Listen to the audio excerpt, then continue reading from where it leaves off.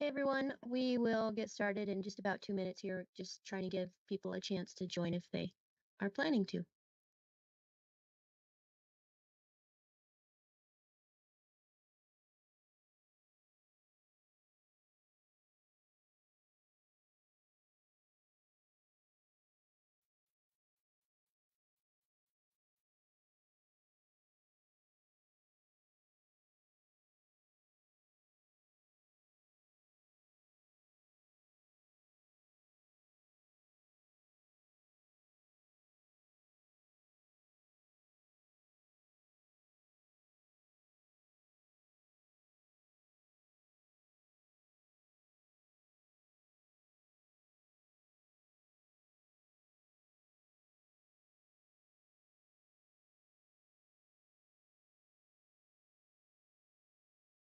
All right, it looks like we can go ahead and get started. We have a couple of us here in the room, quite a few people online.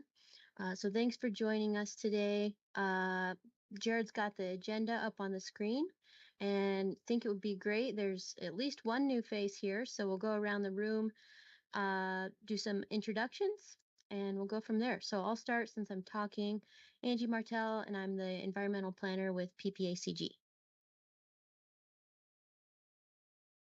Very good. And this is Andy Gunning. I'm the executive director here at PPACG. Super excited that Angie is now with us. I think this is our first meeting with Angie on board, and she's going to be leading the efforts here with the air quality group. So welcome, everybody. Dina.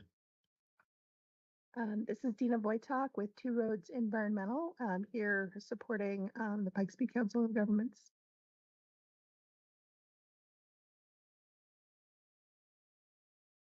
Let's go ahead and turn it online so you can volunteer yourself to go.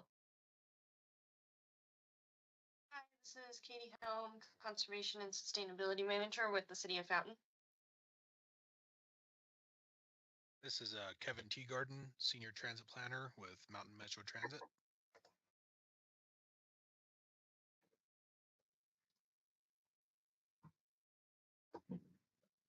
This is Rick Coffin with the Air Pollution Control Division at CDPHE.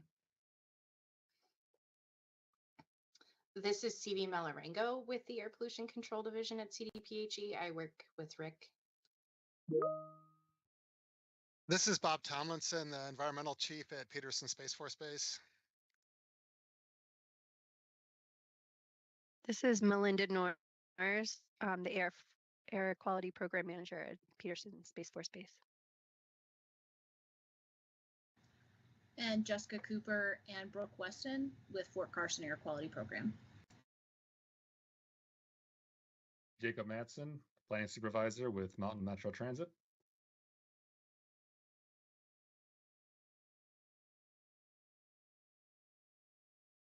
This is Amanda Brannon. I am the lead specialist for the air quality program at El Paso County Public Health.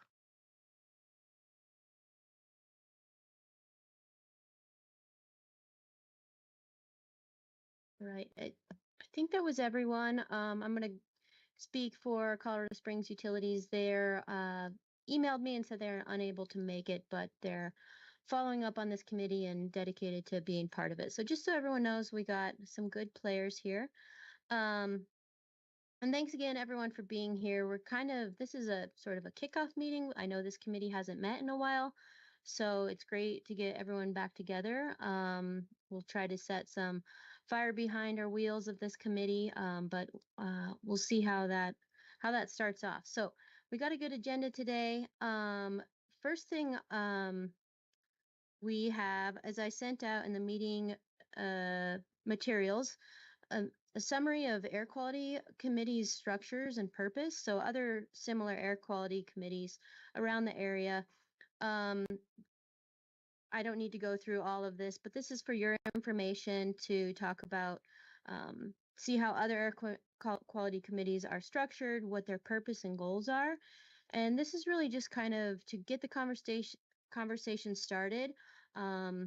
We'll continue this in the coming months as we look to potentially restructure this committee, or at least think about what the purpose and goals are of this group, just to make sure you're getting what you want to out of this group, and so everyone has meaningful opportunities to contribute. So all, and also AQTC is in the back of that document if you want to freshen yourself up on the structure of the AQTC and what the bylaws currently say about our goals. So I'll stop there. Does anyone have initial thoughts on structure or purpose of this committee? And Andy, any follow-up thoughts? Yeah, and I'm happy to say a few words and should probably give a little more context as to why we wanted to bring this forward. And we're not going to get this all resolved today, but we want to make sure that this is a really productive group that can help advise not just us, but the region as a whole on emissions reduction strategies. We're part of the Ozone Advanced program with EPA, and we're going to talk about that in just a minute as well.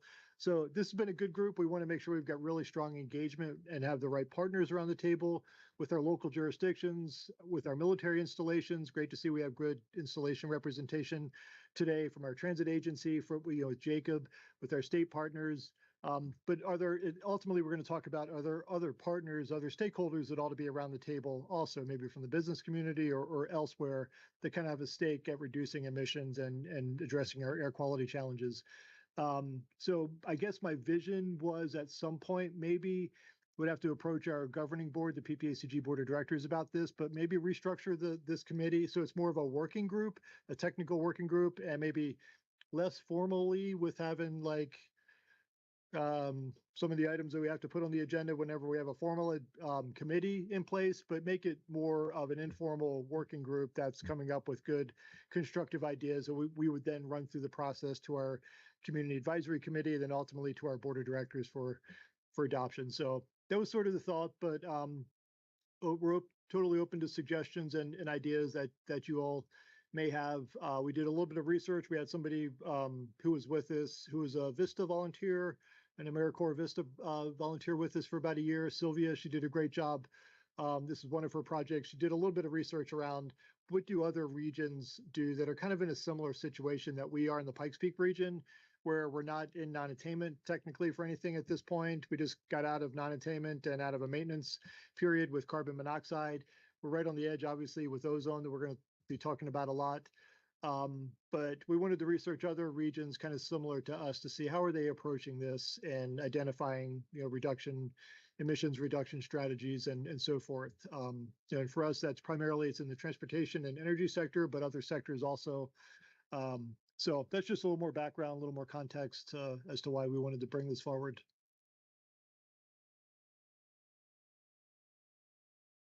So any thoughts from the group on structure, anything Andy said, goals of this committee?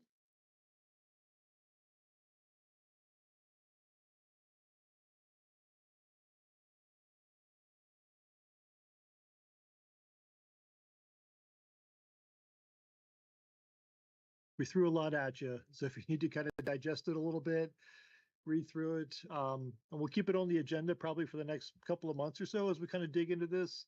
We're on no hard timeline to have to redo things with the committee by any means. But yeah, I just want to make sure we're making good, effective use of your guys' time. And like I said, coming up with really good strategies, which are really important right now as we're right on the edge with our ozone numbers that you'll hear about a little bit later. But yeah, keep reviewing what we've sent out, and we'll keep this on the agenda and just kind of keep digging into it here in the coming months. Yes, and if you have any thoughts in the meantime, you just want to send me an email, that's fine as well. So we'll continue this conversation down the road. So next item then is our Ozone Advance program. And updates from this group. So I have a really short, this is like 5 slides roughly presentation on our Ozone Advance program. So the Ozone Advance program was established by the EPA in 2012. It's a completely voluntary program. It's meant to be collaborative between program participants and the EPA. Actually, we work more closely with CDPHE, but it's designed to assist areas that are currently in attainment for air quality standards, specifically that ozone in particular matter. And next slide.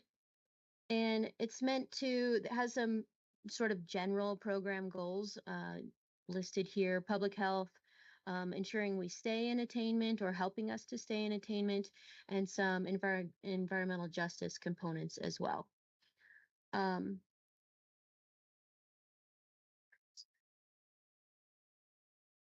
So what do we get out of this program? We get a lot of technical assistance or we're able to get technical assistance from EPA and CDPHE. We get grant information. It helped us to develop an ozone advance plan, which I'll talk about on the next slide. It also encourages us to engage with stakeholders like this AQTC group to identify different measures that we can implement in the region. And these measures we're looking for voluntary things that make sense for our area. And then through the program, we also collaborate with other organizations that participate in the program on a national scale to learn about other programs and initiatives that have been successful in other communities. So that's kind of what we do. And why are we talking about it? So in 2020, PPACG joined the Ozone Advance program, and then we developed an Ozone Advance plan. And then through that Ozone Advance plan, we've been providing annual updates to CDPHE on air quality efforts in the region, different initiatives that everyone is taking on that positively impact air quality. So it's kind of the nuts and bolts. I'm happy to send that Ozone Advance program plan to anyone if you'd like to read through it. It's really a pretty high level plan that talks about some control measures that we collectively decided would help us to make progress and improved air quality and help us to continue to meet the air quality standards for ozone and particulate matter. So I'm going to pause there and see if anyone has any questions on the Ozone Advance program or our Ozone Advance plan.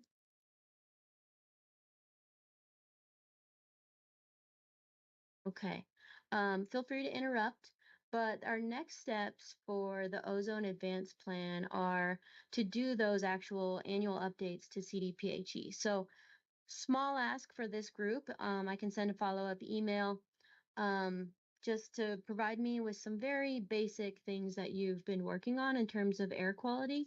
Again, I'll reach out, but also because this is a collaborative group, or it's a good purpose is a good function of this group is to be collaborative. It could be, if we can go around the room, if you're interested in, or not the room, we'll go around the screen.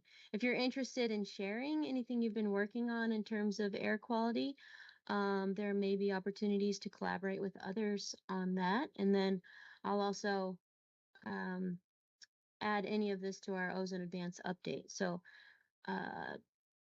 anyone want to volunteer to talk about what they've been working on?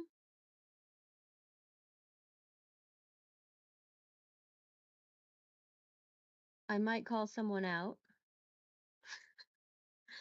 I'd say it's kind of the low hanging fruit here, we'll call it. But for us looking back, this is Jacob Matson with Mountain Metro Transit. Looking back at our Fare Free initiative, that comes out of that whole idea of lowering the emissions, helping the overall environment, and just getting people out of their cars and into buses during those high ozone months. And we did that program this year for July and August. We did not do June, but we did July and August. And we definitely on our end, there's no doubt, and feel free to add in if you have anything else, Kevin, but we see huge increases in the number of people that are using our bus service. And, we hope it's getting them out of cars as well. But that's just kind of a brief update from Mountain Metro. I don't know if you have anything you want to add, Kevin. No, that all sounds about right. And yeah, when we implement that initiative, ridership increases significantly. So we see a lot of success there. Good. Kudos, guys. I mean, that's a really, really great program, and one we definitely want to emphasize. My understanding from some of the ridership numbers that those are some of the best months that you guys have seen in quite some time as far as ridership. So there's things like that we want to really emphasize when we report back to the feds the good work that our partners are doing. Yeah, and thanks for bringing the ridership up. So one of the things I'll throw out there is we broke our single month ridership last year. We didn't break it this year. We fell short by a couple thousand rides. That's all it really was, just a couple thousand, I believe. And we broke our record last year in August. And we looked at our numbers for this year in August. If we account for the fact that there were more weekends this year more weekend service this year versus last year, where there was basically more weekend days, more Saturdays and Sundays. I can't remember which one won out, but if we kind of adjusted for, being the equivalent amount of days, we saw almost an identical amount of ridership for this August versus last August. It was very close when you adjust for that.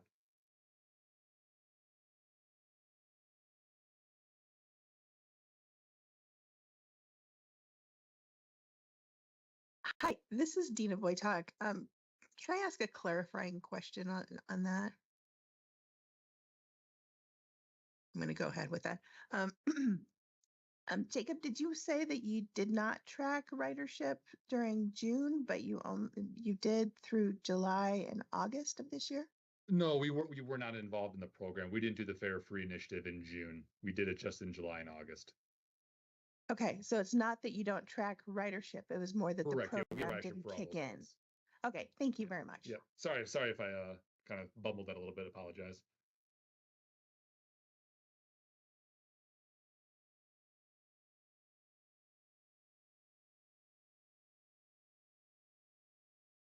Anyone else working on any projects that impact air quality? So this is Bob Tomlinson from Peterson Space Force Base. We've got a couple. I mean, they're still down the road, but we're in the initial phases for electrification for heating and stuff for 4 of our larger buildings on Peterson, and working through the process to get 53 rapid EV chargers put on base as well.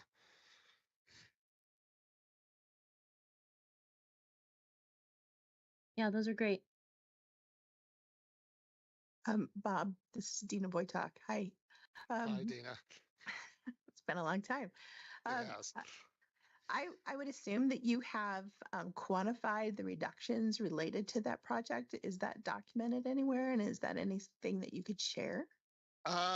It's not documented yet. We're still working through everything. We've got some big hurdles we got to cross before we can get there, and I cannot go into those in this forum. Well, when you do have that information, could you share that with this group? Sure. Thank you very much.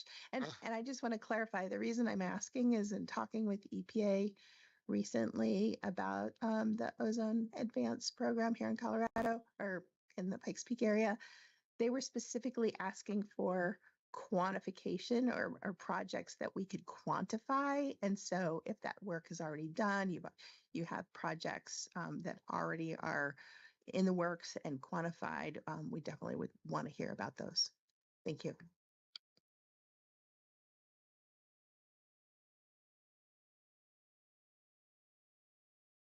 This is Jacob with Mountain Metric, and I'm gonna throw one other item out there that kind of gets back to this as well. We are in the process of getting 6 hybrid buses, so those aren't anticipated until next year, but it is definitely part of the thing we are investing in and looking into and getting these reduced or eliminating. The option to eliminate the carbon emission, but going with the hybrid bus is definitely a good step towards in the right direction. So we are looking to get those next year and put them into service then.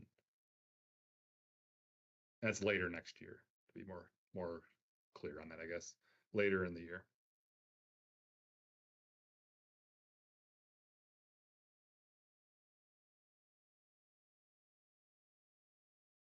Great. Well, I appreciate you guys chiming in to share those items. Oh, someone talking. Okay. I'll do some email follow-ups. I don't want to put anyone on the spot. Just if you're interested in sharing, feel free. Otherwise, we'll go ahead and move on. Hey, Angie, this is Rick Hey. from CDPHE. One thing I was going to mention just first off on this slide and the previous slide, I think that first bullet there, I think it's meant to say annual updates to EPA, not CDPHE, since the advanced program's administered by EPA. And anyway, we at the division, we've been involved with a range of different rulemakings and activities associated with emissions reductions. Quite a bit of work has been focused in the Denver Metro North Fort Range ozone non-attainment area, though. and we're also working on activities to help meet the state's greenhouse gas reduction goals. I'm not sure how much detail would be helpful for this group on those activities, and perhaps if there is more interest, we could set up a presentation for a future meeting if there's anything that's really specifically relevant to the Pikes Peak area. But one thing I did want to mention is the department also administers the Clean Fleet Enterprise, which basically has the business purpose of incentivizing and supporting the use of electric motor vehicles in Colorado. And just in the past month or so, they announced their first round of funding, which altogether I think could be up to over $20 million. And there was one successful applicant from El Paso County, University of Colorado, Colorado Springs. And I think we executed a contract with them for 2 electric shuttle buses, which was really great news.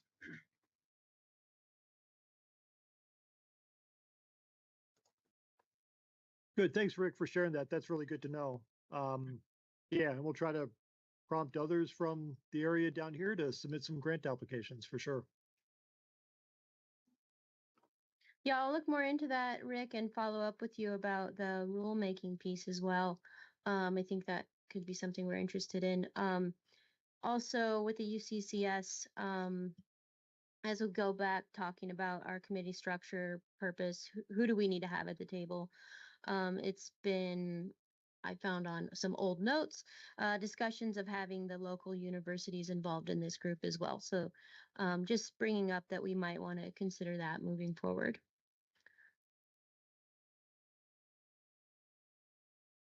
All right, so with that, I think we'll turn it over to Rick, who has an update for us on CDPHE things. Sure, yeah, thanks for queuing up the screen here. And so yeah, I'll just do a summary of the 2024 ozone season here. And as a quick refresher, this is a mouthful, but the EPA has 2 ozone standards, the National Ambient Air Quality Standards, or NAAQS, for ozone. There's a 2015 standard, which is 70 parts per billion, and a 2008 standard, which is 75 parts per billion. And here's the mouthful piece. Both are defined as the 3-year average of the daily fourth maximum 8-hour value recorded at a monitor. And the highest design value at a monitor is the design value that is used for an area. So in this case, you have 2 ozone monitors in your region, Air Force Academy and Manitou Springs. So basically, if one monitor is above the standard, then the whole area, the design value for the whole area is above the standard. And this first table up top here lists basically the first through the 5th maximum value or level recorded at each of the monitors over the past year. And as you can see, for each of those except the 5th, which was back in April, which was caused by a stratospheric intrusion, which isn't so uncommon during some of the winter months in our region or parts of the mountains. But otherwise, each of those days, we issued an air quality advisory for ozone.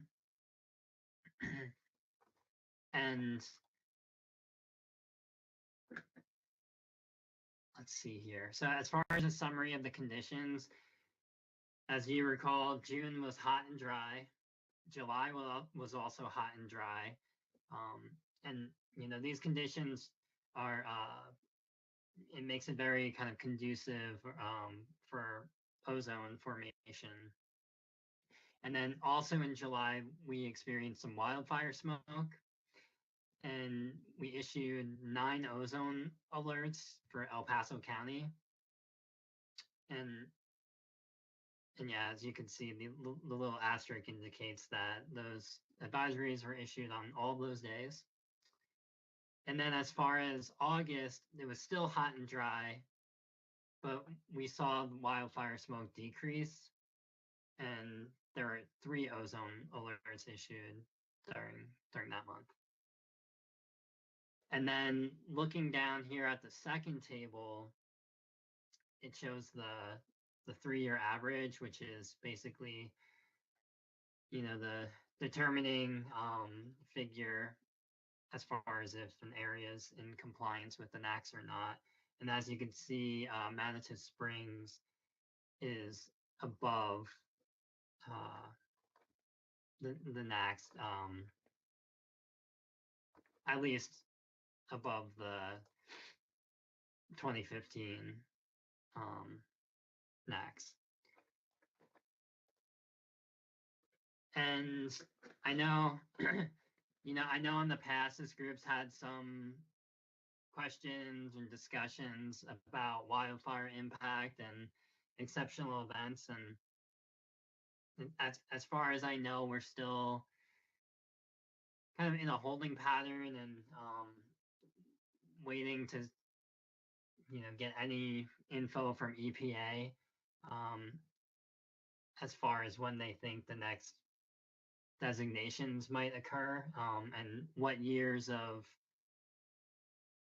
regulatory data would be used for that. Because I think as we've discussed in the past, the division has developed exceptional event demonstrations for other areas and other pollutants. And it takes a lot of time and resources to do that. And then after the fact, EPA made the decision that they weren't going to review them because they wouldn't be regulatory, or they wouldn't have regulatory significance. So right now at the division, we're just kind of waiting and seeing, as far as waiting for more information from EPA on their next steps.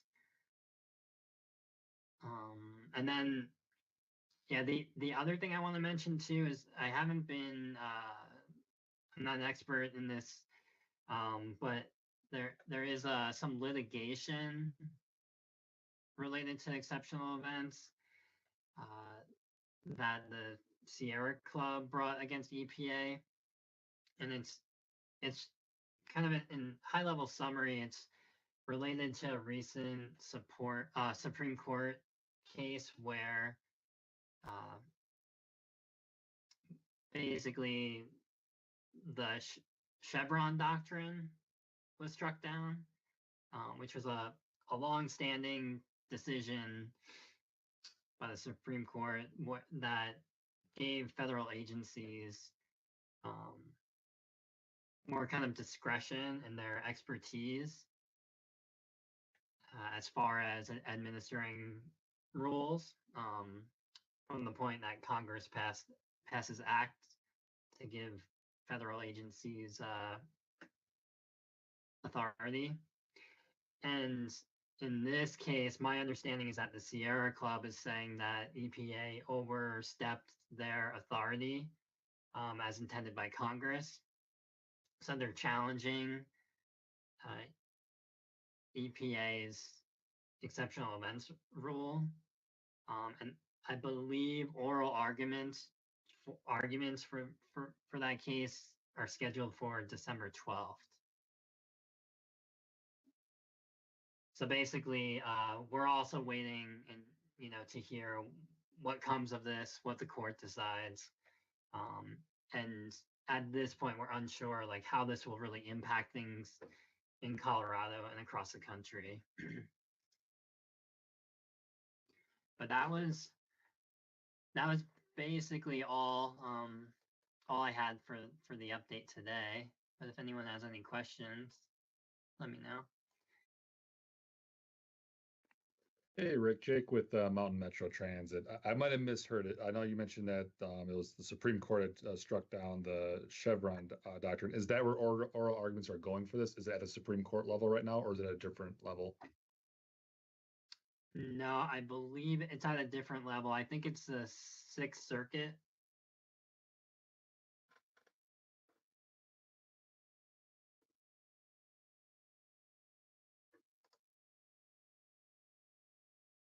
Thank you. I was Sure. writing that down. Rick, this is Dina Boytak. When you were saying you're waiting on the court's decisions, kind of direction on doing exceptional events, demonstrations, does that mean that you're waiting to perform them, or does that mean you're waiting to decide whether you might use something you've already completed? Yeah. Well, yeah, we haven't completed any, so it wouldn't be your second question. But I guess that the courts, how the case plays out, I guess would influence or could influence EPA's process and decision making for designations in the future, and then that can influence us here at the state level. So, and I guess it's just one of the factors that's going into that could play a role in EPA's actions moving forward. But the big piece though is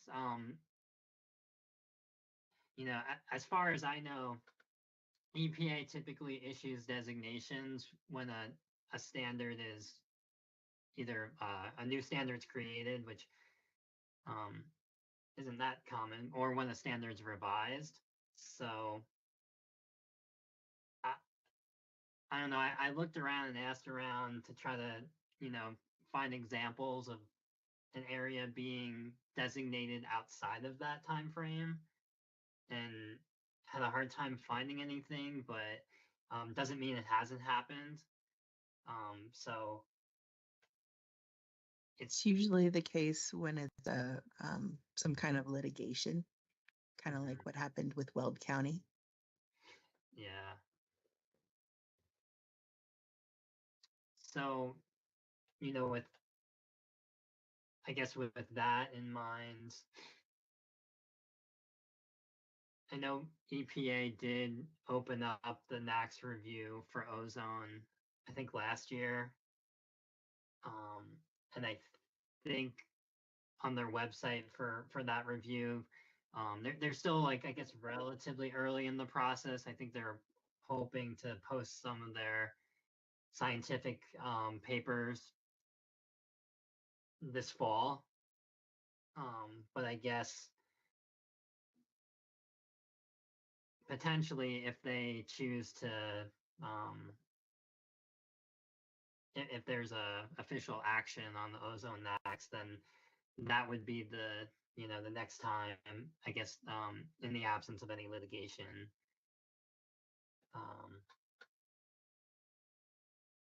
And I don't think they have posted a timeline for when that could happen. I think maybe the website says like additional information to come when they post the next materials this fall.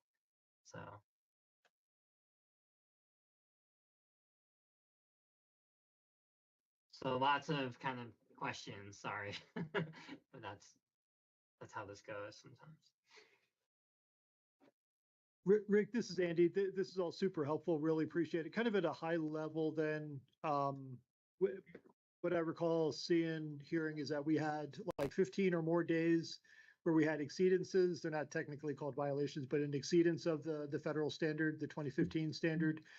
Any view from the department's division's perspective, was that more wildfire driven, or was it just that we had bad weather, many hot, sunny, dry days, combination of both? How would you characterize it? Because it seemed like we had a really, really bad summer just when you track the numbers. but it seemed like wildfire smoke was bad for like a week or two or so, but wasn't horrible this summer compared to what we've seen in years past. I think, yeah, I think we definitely flagged a number of days for wildfire, for like possible wildfire smoke influence. I'm a little hesitant to, say with a high level of certainty, uh, you know, our stance on,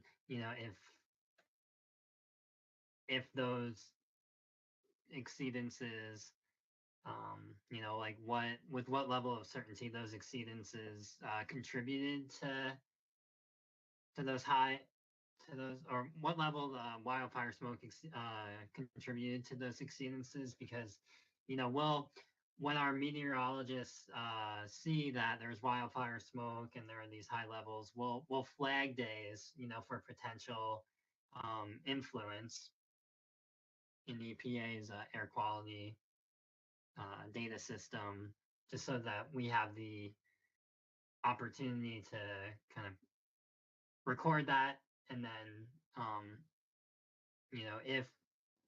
if exceptional event demonstrations, we're going to be the path that we would take in the future, then we could go back and look more closely.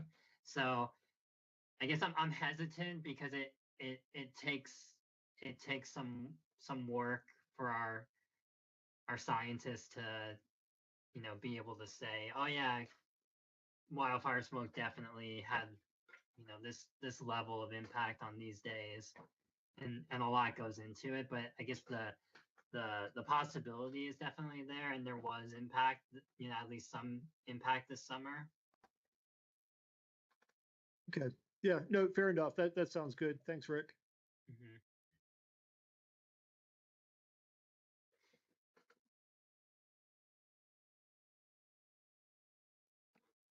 Other questions for Rick before we move on?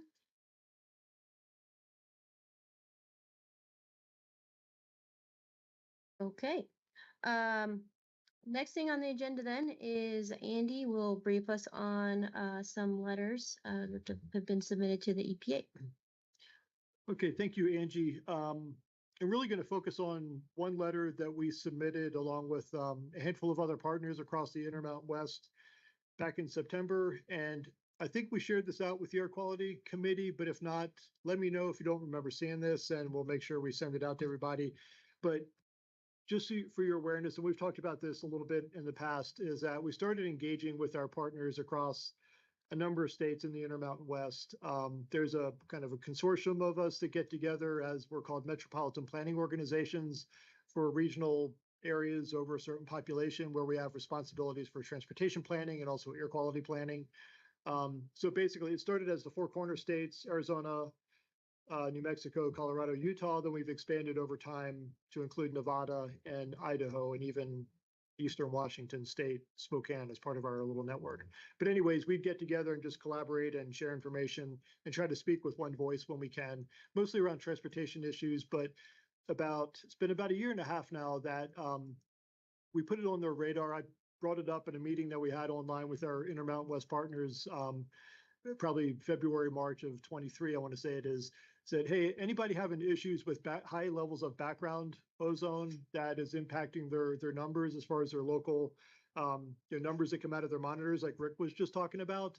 And the reason I brought that up was that some of the work that Dina was doing for us at the time, we started kind of digging into some of the databases that we found from EPA and elsewhere that indicated that we do have a high level of background and locally generated, non-locally controllable emissions, whether it's international emissions or naturally occurring, just given our topography and elevation and so forth, or wildfire smoke, as we were just talking about. But anyways, we were finding that our background levels with all of those combined could be closer to like 80%. In the past, I think the conversation was that the thought was it was more like 50% or so. But anyways, we brought this up with our partners, and a lot of them raised their hands and said, yeah, we're having the same issue in Phoenix and Salt Lake City and Las Vegas and elsewhere. So we've been collaborating on this the past year and a half, and I think we've individually been sending letters and having conversations with EPA, either in headquarters or in the regional offices here. We're in Region 8 with EPA, just to kind of raise awareness around this issue that we're all seeing high levels that we really don't have control over. But this year, I want to think we took it to another level this year, finally, where we all got together in an in-person meeting back in May in Phoenix.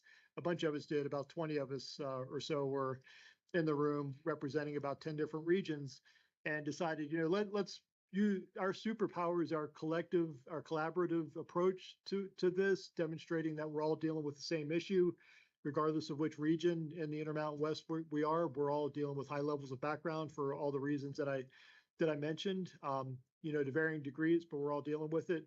So we decided, let's all collectively sign a letter that we send on to EPA and say, hey, we're not looking for solutions yet at this point, but we want to develop, and we want EPA to develop and get a better understanding of the science behind background emissions, international emissions, wildfire impacts, and a whole variety of other issues, and do a valid, rigorous scientific study so we can get a better understanding of the dynamics that we're dealing with in the Intermountain West that other parts of the country aren't dealing with.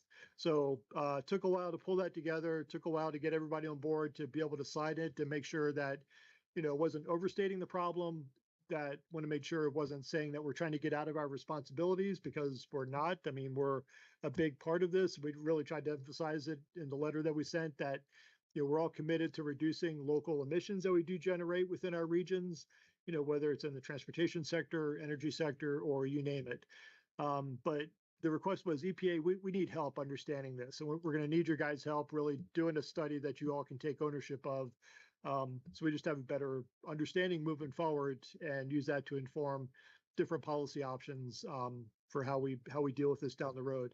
So letter went off in September. Haven't gotten a response back yet, but that's not a surprise.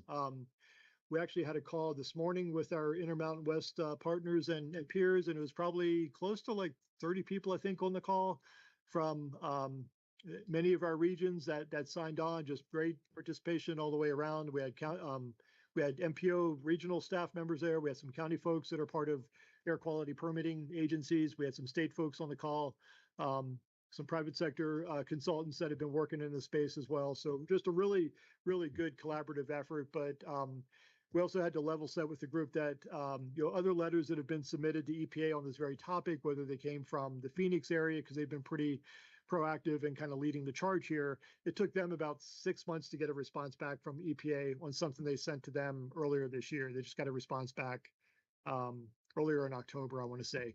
So if you haven't heard, there's an election coming up in a week. So I'm sure there's just a lot of other distractions that are out there, and that's understood. So I don't think we're going to get a response back until probably sometime in 2025.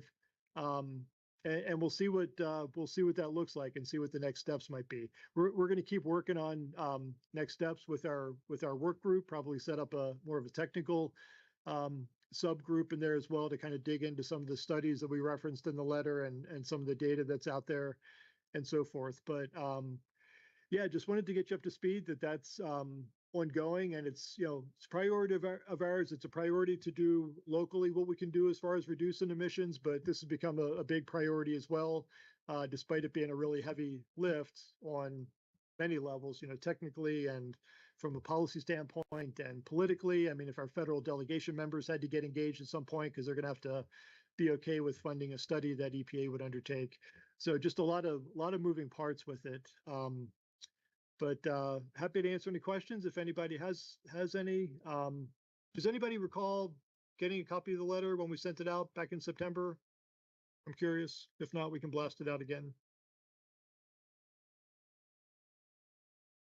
And one thing I'll mention as well, one thing we highlighted in there, we're not in non-attainment yet, but I mean, that could be our future here for the Pikes Peak region with ozone. But we did identify in the back of the letter, there's a graph that shows the 4 areas in our Intermountain West network that are in non-attainment. Denver and the North Front Range MPO is one, Salt Lake City, Las Vegas, and Phoenix, but they're able to demonstrate that their local emissions, their local precursor emissions within their regions are actually going down. They're able to demonstrate that they're making progress in reducing emissions, whether it's in transportation or other sectors. However, their design values, as Rick was just talking about, the average of the past 3 years and the fourth highest daily average, that those levels are going up. So there's a disconnect here that we think is resonating with EPA. And hopefully they can commit to taking the next step to help us all figure this out. So with that, anything else, anything I'm missing? Angie, Dina, they were on the call this morning as well. Anything we should bring up? This is Dina Boychuk. I would just highlight that I think individual agencies asking, is getting a little traction, and we've heard that from the Phoenix area. But the information that they're getting back is very specific to the Phoenix area and not specific to the greater Intermountain region. And I think there was a lot of value in, this group submitting this letter and raising awareness of this issue. And in fact, Arizona folks said they had met with some EPA headquarters scientists who they already said that there were some studies that they were either in the midst of carrying out or planning related to better understanding background ozone, better understanding wildfire impacts, and understanding what's going on with the models. Why are they under predicting ozone? Because this is a problem that's happening in multiple existing non-attainment areas, and it affects even those folks that are not currently designated as non-attainment, but they're using similar tools to understand where they may be in the future. And so it was very encouraging to hear that EPA had mentioned those kinds of things, and that's where I think getting more information related to that would be helpful. So Rick, I would just call you out if you become aware of any of those kind of studies, or even results from like this summer's flyover in the North Front Range, or anything else. If you would be so kind as to pass that information along to this group, I would appreciate it. Sure thing.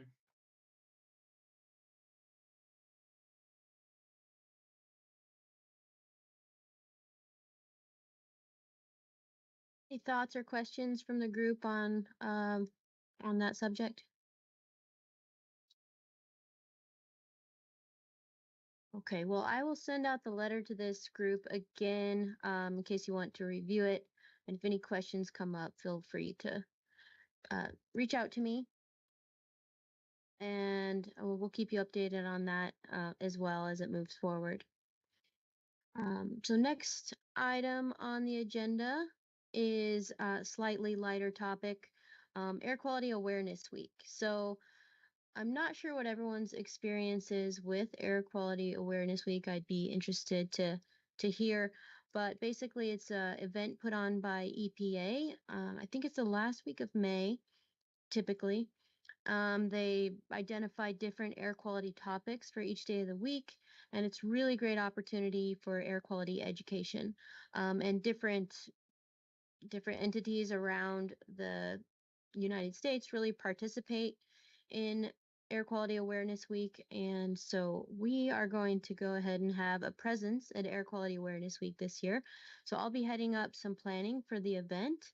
And interested to see if anyone is would be like to be part of a sort of a planning group for the Air Quality Awareness Week, and get anyone's experience on that event. So thoughts on that?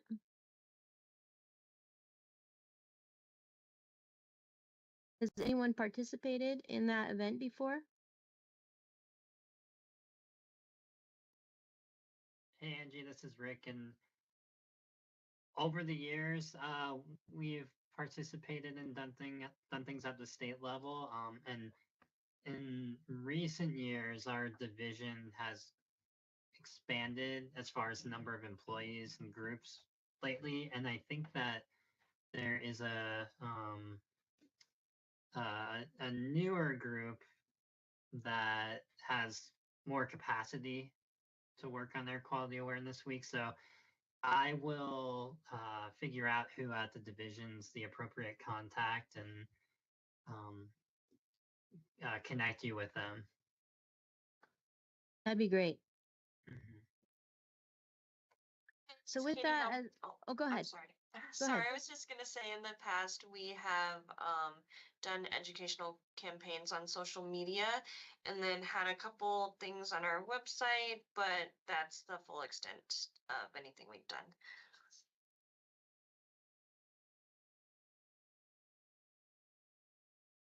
Great. Well, as we hear more about what the events are for each day of Air Quality Awareness Week, or if we want to think about having an influence on what those are, um, I'll start reaching out. Maybe I don't know what they're going to be. Maybe it's transit. Maybe I'll reach out to transit for how we can communicate how transit impacts air quality. It's a really good opportunity for public engagement around air quality. So it'd be great to have everyone kind of unified communications around that and get people involved and let the community know what we're doing in terms of air quality. So if you have any other thoughts, feel free to reach out to me. I'll keep this on the agenda as well, and we can continue planning the Air Quality Awareness Week. So yeah.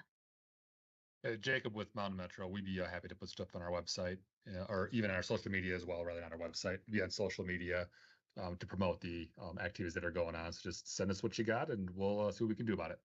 Awesome.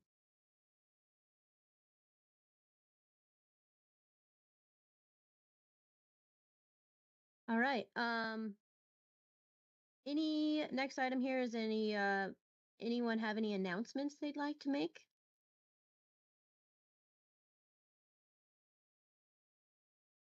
I had a feeling there might not be any. All right, so this meeting has typically been scheduled on Jared, correct me if I'm wrong, the fourth Wednesday of the month. Yes, at this time, 1 p.m.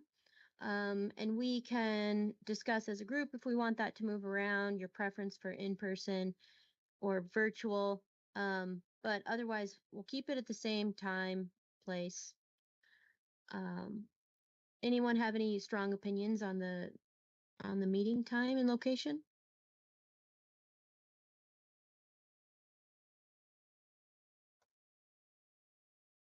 No, this Okay. this is Rick. This usually works for me. Thanks, Rick. One thing I will mention, looking at the schedule, if we wanted to try to meet again in 2024, the fourth Wednesday in November is the day before Thanksgiving. And in December, it's Christmas Day. So may have to look at shifting things up a week or back a week. Yeah, that's right. So Jared and I are coordinating on that. So thanks for bringing that up. We'll be in touch with everyone on which day we move that to. It's looking like the 1 week in advance. But TBD, we'll keep everyone posted. But try to avoid those holidays. I know people are moving around at those times. So heads up that those two meetings might move. But other than that, if no one has strong feelings, we'll just keep it on the same day and time. I do want to get the group's thoughts on in-person versus virtual. I know virtual is a lot easier for people. Sometimes in person gets a little bit more engagement. Anyone have thoughts on that or what we would like to do moving forward?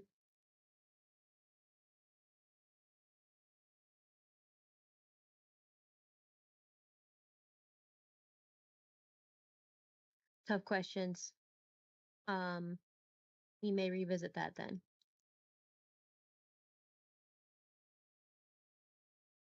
Okay.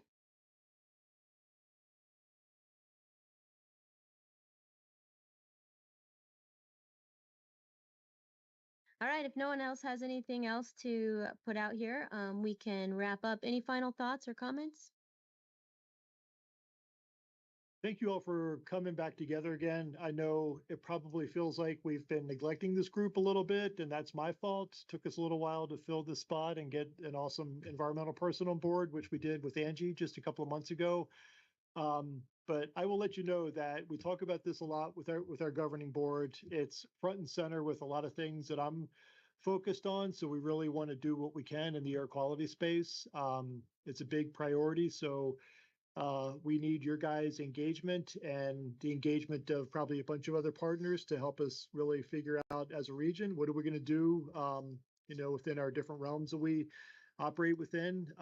What can we do to reduce emissions and keep our air clean? So super excited that we got the band back together today after a couple of months hiatus. Apologize for that, but yeah, a lot of good stuff coming in 2025. So thank you. Thanks, everyone. Thank you. Thank you. Thank you. Thank you.